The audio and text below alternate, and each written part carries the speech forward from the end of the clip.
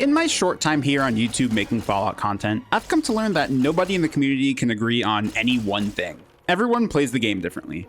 Everyone paths differently, thinks certain guns are better than others, believes certain builds to be stronger than others, so on and so forth.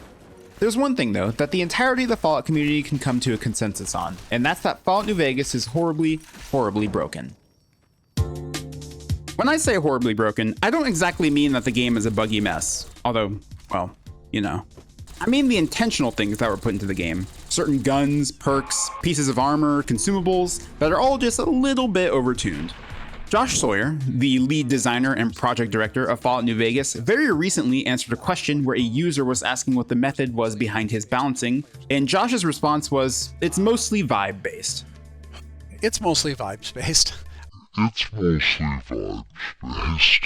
Josh, I love you, buddy, but yeah, I can tell it was mostly vibe-based. I mean, how can any sane person put the compliance regulator into the game and think it's okay? Oh, you don't know about the compliance regulator? Well, I talked about it in my energy weapons video, but now it's getting its own special spotlight. This unique energy pistol breaks New Vegas into half and then into fourths, and then lights it on fire. Found in the Fallen Rock Cave in the Honest Hearts DLC, every time a critical hit is landed on an opponent, they are frozen in place for 10 seconds. Yeah, this seems a little strong. So not only when you critically hit someone are they stunned for 10 seconds, if you crit them again, it can actually reapply the stun effect for another 10 seconds.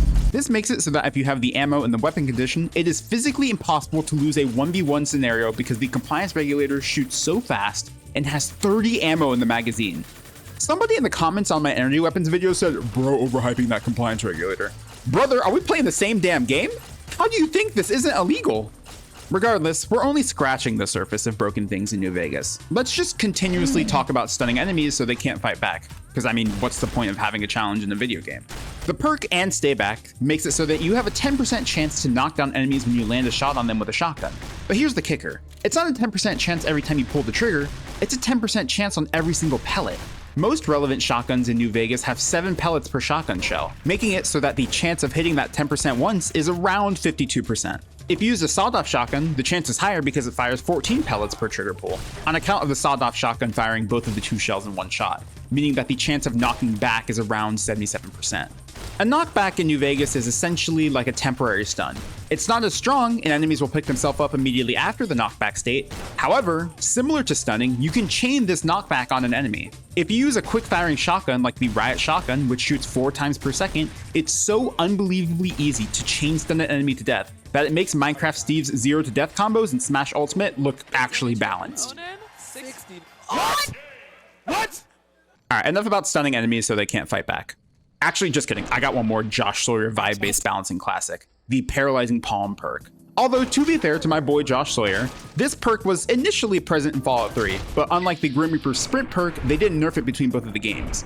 The Paralyzing Palm perk makes it so that when you attack an enemy with an unarmed weapon in VATS, there's a 30% chance that the enemy is stunned for 30 seconds. I don't even know where to start with 30 seconds of paralysis. Dude, that's half a minute. I can make a sandwich in the time it takes for the paralysis to run out. At least compared to the previously mentioned knockback and knockdown effects, the activation parameters for the Paralyzing Palm are a little more reasonable, but still is insanely strong regardless.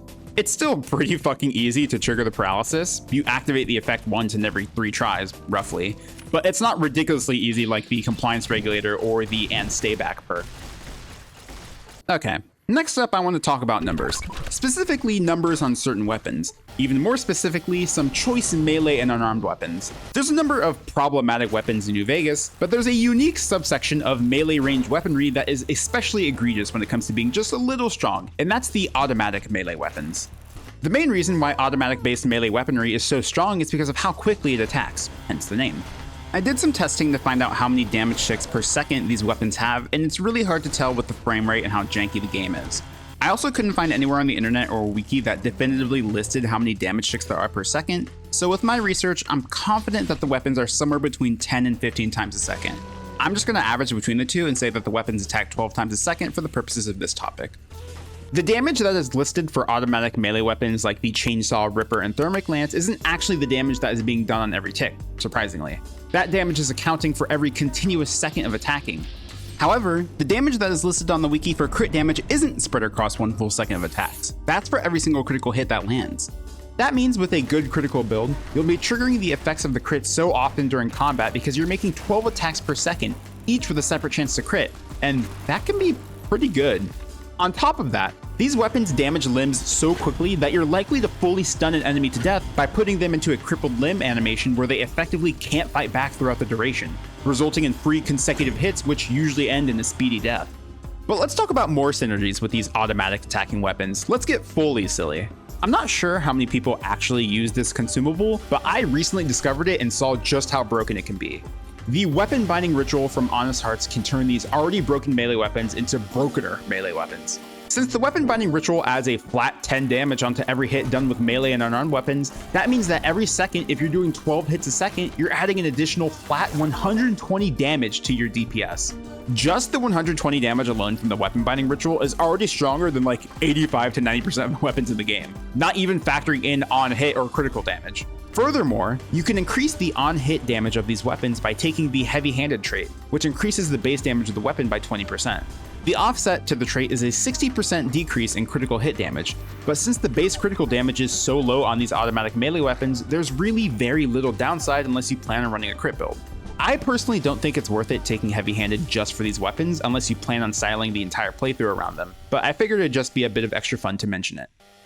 At this point, you may be thinking, damn, that all sounds pretty good, Loon, but forgot one weapon. What about the industrial hand? Well, my perceptive viewer, I was saving the best for last. See, the reason why the industrial hand is on a completely different level than the Ripper, Chainsaw, and Thermic Lance is because of its critical damage. All the automatic melee weapons have rather low critical damage. The Ripper has 5, the Chainsaw has 8, and the Thermic Lance has 10. Following this pattern, what do you think the industrial hand has? 15? 20? Nah, fucking 40, dude. 40 points of damage on a crit. I don't know how to properly illustrate it, but that extra critical damage is absolutely insane. With a good critical build using the weapon binding ritual, this thing is literally a developer tool that was left in the game by accident. Get one of these bad boys on your hand and it's just over. Period. End of story. With a base DPS of 160, a bonus 120 from the weapon binding ritual, and assuming that you're critting at least, say, 3 times in those 12 attacks per second, your DPS is 400 damage a second, not even taking into account extra damage like the bonus from better criticals. Now, you want to know what's really funny? The statistically broken weapons are also technically broken as well. The Ripper, Chainsaw, Thermic Lance, and Industrial Hand all have an effect given to them that ignores DT and DR. Or they would if it worked, because it doesn't. This text means nothing, because an engine bug prevents this aspect of the weapon from functioning. If you aren't using any bug fix mods, taking the Piercing Strike perk will practically add this effect back to almost all enemies in the game, besides the select few that have an abnormally high DT, like the legendary Bloatfly, Brotherhood Paladins in full power armor, or the giant Robo Scorpion. Alright, I've talked enough about how to use broken weapons in close range combat. Now let's talk about broken weapons to use from a distance, and this primarily boils down to the combination of 2 main factors: laser weapons and this hovering little metal ball of a companion. This little floating follower in the game is named Edie, and Edie, he's the GOAT. If you do the Lonesome Road DLC and collect 4 of 5 of Edie's upgrades, you'll receive the 4th rank of the Camaraderie perk, a perk which grants an extra flat 5 damage to laser beams shot from energy weapons. This pairs extremely well with quickly firing or multiple beam firing laser weapons to manifest into a dangerous combo. One of the guns that benefits from this most is the Gatling laser, a weapon which already has a high 30 rate of fire, meaning that with Camaraderie, that's an extra 150 damage a second, bringing the upgraded Gatling laser's DPS from 390 to 540 just with Edie's Camaraderie. Other weapons that benefit from this well include the Tri-Beam Laser Rifle, my favorite gun in the game, and the normal upgraded layer, which has the traditionally unmodded beam split into 3 separate beams, meaning Edie's Camaraderie applies an extra 15 damage a shot. This combo easily propels laser weapons to becoming the best of long-range weaponry. I personally don't think it's as strong as a full automatic melee build, but using Laser Commander, max charge ammo, and Camaraderie can yield some stupidly good results. Unfortunately, if you pursue this route, it means that your non-humanoid companion slot is occupied by Edie for the rest of the game. But, I mean, dude, who the fuck cares about Rex? Next up, I want to talk about drugs, and how it's okay to do them in Fallout New Vegas. What if I told you that there was a whole dynamic of the game that became completely invalidated because of a little oopsie on the side of the Obsidian developers? This definitely leans more onto the side of bug broken rather than intentionally broken, but I didn't say I was just going to be talking about all the intentional stuff left in the game. I mean, I couldn't really do that anyhow. Talk about any one aspect of Fallout New Vegas and there's probably dozens of bugs and mechanical breaks incorporated alongside it. In Fallout New Vegas, most variants of drugs and alcoholic drinks have an addiction chance tied alongside them that increases in likelihood the more you consume that consumable. It's inevitable that if you continue to use drugs and alcohol, you will get addicted to them at some point. However, there's a useful chem in the game called Fixer, which removes your addiction temporarily. Or rather, it's supposed to. It's bugged. Fixer actually removes your addiction permanently, completely trivializing the risk-reward of using chems because there is literally no risk. If you have Fixer on hand, it's impossible to get addicted to a consumable and suffer its drawbacks. The only side effect is an annoying screen filter, but if you literally wait a single hour, that filter is completely bypassed. My theory for why this happens is the developers meant to include some sort of endpoint or time frame for when the addiction is neutralized, so that it returns to normal after a set amount of time. But I'm guessing it was just poorly implemented or they forgot to add an endpoint altogether. There is one addiction which cannot be cured by Fixer, or any doctor in the entire wasteland, because guess what? It's bugged. The consumable Ultrajet has an addiction that cannot be removed in any possible way, so if you use it and get addicted, enjoy the debuffs for the rest of the game. Funnily enough, Ultrajet was in Fallout 3 and could be cured in that game, but in Fallout New Vegas, it just can't be cured for whatever reason. I couldn't even begin to understand why this is a problem in the game. If anyone knows why this is the case, please let me know. Okay, let's do a callback to an earlier video of mine. A video where I discussed how shit the charisma statistic is. We're not going to be focusing on charisma though, rather what it affects. Companion nerve. A statistic that increases companion armor and damage the more points you put into the charisma special. If you want to learn more about that, you can check out my video I did with my terrible mic setup. It's seriously bad. Anyone who has ever used a companion in New Vegas knows just how absurdly strong they are, able to tank damage and dish it out in high amounts equally. It's the equivalent of having a Smurf on your team while you're playing Valorant Ranked. Did you know that companions were intended to be even stronger though, because the companion nerf feature was going to be replaced? A non-functional perk that was supposed to be applied to companions is called the Companion Suite, which would have made them 300 times stronger. While the perk did come with a minus 75 carry weight debuff, it was supposed to give companions an extra 50 DR, a complete 50% reduction to all incoming damage that is added on top of their current damage threshold, which already reduces incoming damage by a flat number. If this was in the game, I don't even know where to start. If you actually use some bug fix mods that restore the companion suite, you will realize just how abnormally tanky your companions would be. They could go toe-to-toe with some of the strongest, hardest hitting enemies in the entire game and take virtually no damage. I'm so thankful that this bug actually exists. Otherwise, the reduced difficulty of the game from having companions with you would be even more significant, especially when paired with melee-based companions like Veronica, Lily, and Cass, who could just run into the enemy and tank their damage for an infinite amount of time. A lot of people probably expected this one, but I gotta get it in somewhere, so I'm just gonna do it here. The Fat Man and its unique variant, Esler, are pretty strong, to say the least. A shoulder-mounted launcher that can cause nuclear explosions is a little powerful. Respectively, these weapons deal 1000 and 1075 damage each. For reference, with all the relevant perks being maximum level and consuming all the HP boosting chems in the game, the player can have a max of 835 health, so both of these weapons would still one-shot you even if you did everything in your power to prevent that from happening.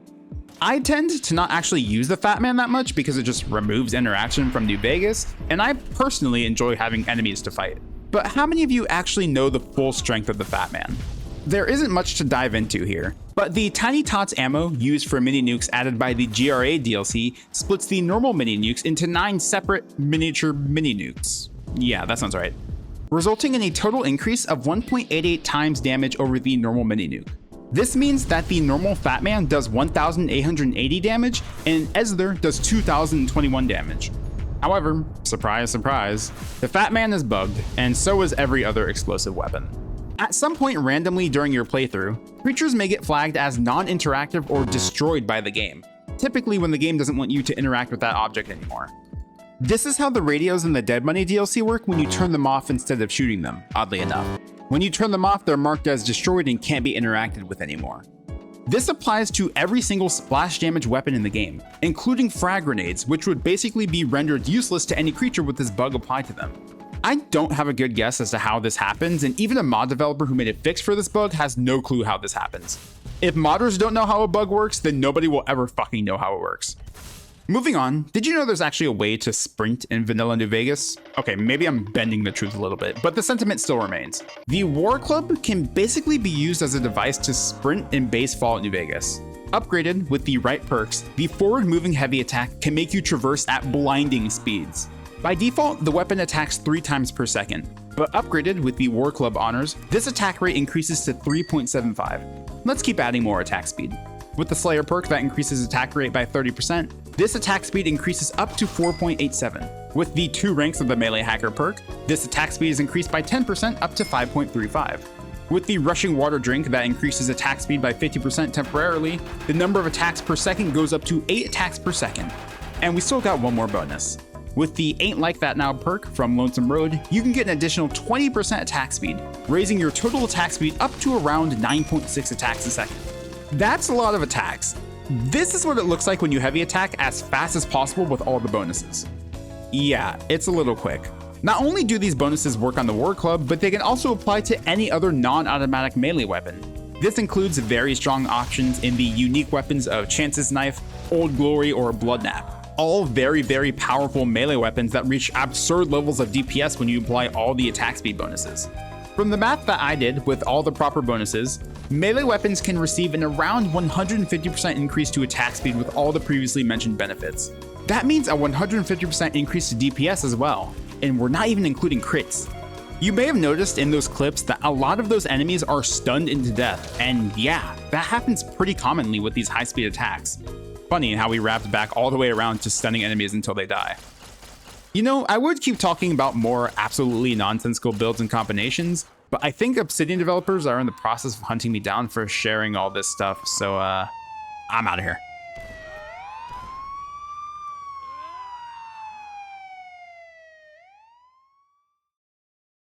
If you have any suggestions for ridiculously overpowered weapons, synergies, etc., let me know what borderline illegal build you have on your guys' characters. I'm sure there's some combinations out there that I'm completely unaware of. Like the weapon binding ritual synergy I only discovered on my own like a month ago. Furthermore, if you enjoyed the video, consider subscribing so that I can continue to flood your YouTube feed with knowledge that would make your parents and girlfriend disappointed in you for knowing about. Also, check out my Twitch stream if you want, because you feel like hanging out. Links in the description. But that's gonna do it for me. See you next time.